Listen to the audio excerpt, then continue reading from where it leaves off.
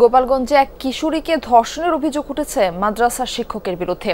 এমনকি ধর্ষণের ভিডিও ধারণ করে মানসিক নির্যাতন করা হয়েছে বলে দাবি পরিবারের। এই ঘটনায় আত্মহত্যা করেছে মাদ্রাসার হেফজ বিভাগের ওই শিক্ষার্থী। আত্মহত্যার পর বিষয়টি জানাজানি হয় এলাকায়।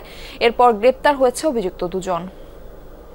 জোর কইরা আমারে রুমের ভিতর নিয়ে হাসি আমি কই মাথা তুমি চিক্কু দিবার পারলা না, কয় আমার মুখ বুঝাই ধরছিল মা, আমার মুখ বুঝাই ধরছে, আমি চিক্কু দিবার পারিনি।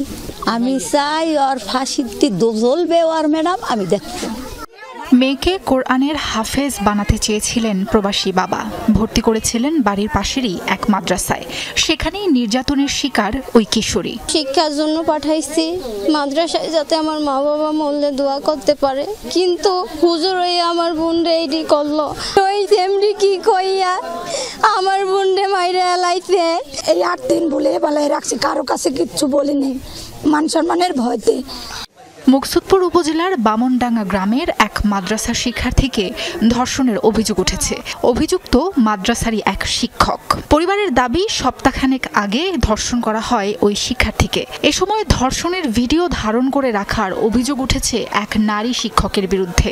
বিষয়টি কাউকে জানালে অনলাইনে ভিডিও ছড়িয়ে দেওয়ার ভয় দেখানো হয়। লোকলজ্জার ভয়ে শেষমেশ আত্মহত্যার পথ বেছে নেয় ভুক্তভোগী।